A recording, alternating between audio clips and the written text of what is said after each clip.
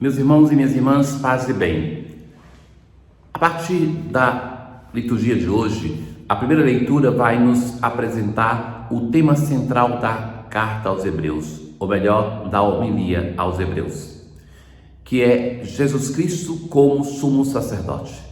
Não sendo pertencente a uma tribo sacerdotal, não sendo da família de Abraão, Jesus vai ser um sumo sacerdote muito melhor do que aqueles que estão presentes no Antigo Testamento, no Templo de Jerusalém.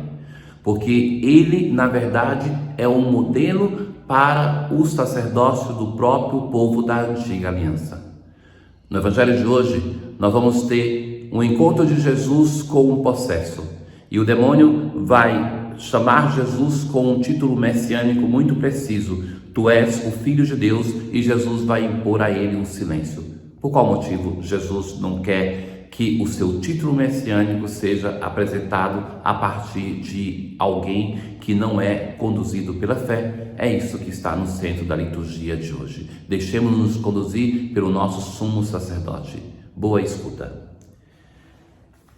Da carta aos Hebreus hoje, nós temos um autor que, como eu disse, vai entrar no tema central da sua carta. Conhecedor que é do sacerdócio, do culto do Antigo Testamento, ele vai apresentar Jesus como não somente a realização plena daquilo que anunciou o Antigo Testamento, mas Jesus é a base, o modelo no qual se baseia o próprio sacerdócio imperfeito do Antigo Testamento. Jesus é capaz de salvar para sempre. Ele está sempre vivo para interceder por eles. Tal é precisamente o sumo sacerdote que nos convinha, santo, inocente, sem mancha, separado dos pecados e elevado acima dos céus.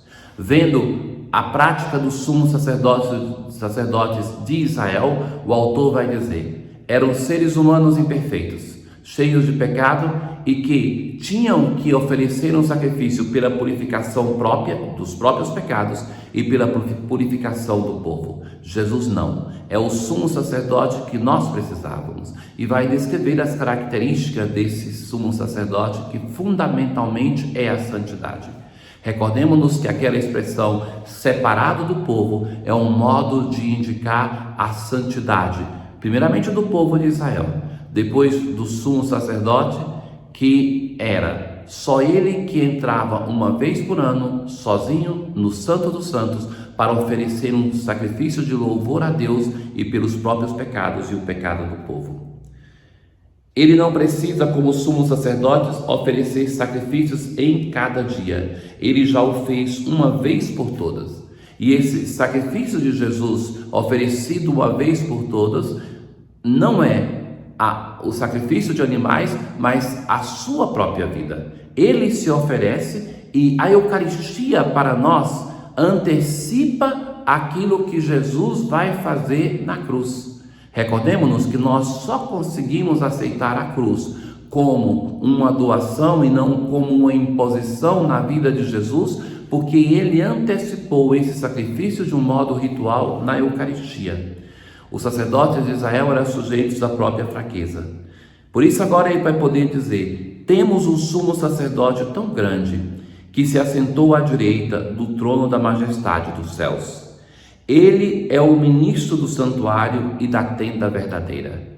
E essa tenda verdadeira não é aquela do Antigo Testamento, mas é o próprio corpo de Jesus, aonde se oferece um culto real, aonde Deus e o homem se encontram. Na verdade, se Cristo estivesse na terra, não seria nem mesmo um sacerdote. Ele não seria, porque ele não é da tribo de Levi, a tribo sacerdotal, muito menos da família de Arão. Então o sacerdócio dele não vem por consanguinidade, mas vem por uma escolha direta de Deus. Estes celebram um culto que é cópia e sombra das realidades celestes, como foi dito a Moisés, quando estava para executar a construção da tenda. Fazem tudo isso segundo o modelo. Os sacerdotes de Israel exerciam um culto que era modelado naquele que está nos céus. E Jesus sendo de natureza divina, vindo a morar entre nós, ele traz consigo este culto que é celebrado no reino dos céus. Então, nesse sentido, Jesus, mesmo que no tempo a encarnação seja posterior ao evento de Moisés, mas é Jesus, o Verbo eterno de Deus, que é modelo para o próprio culto que Moisés vai receber de Deus para exercer na tenda. Cristo possui um ministério superior, pois ele é um mediador de uma aliança bem melhor, baseada em promessas melhores. Assim, se introduz de modo radical o tema do sacerdócio de Jesus, que nós vamos encontrar na liturgia nos próximos dias. Com Salmos 39 nós assim rezamos: sacrifício e oblação não quisestes, mas abriste, Senhor, meus ouvidos. O salmista vai dizer assim que para Deus não basta os sacrifícios, não basta os holocaustos, mas a verdadeira oferta que se dá a Deus é a oferta de nós mesmos, da nossa própria vida, da nossa obediência. Por isso ele responde: eis que venho, com prazer faço a vossa vontade, guarda em meu coração vossa lei. Mas se alegre em vós e jubile todo ser que vos busca, Senhor.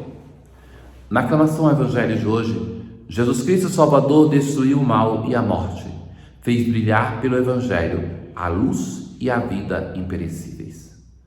Nós encontramos hoje no Evangelho um resumo do ministério de Jesus.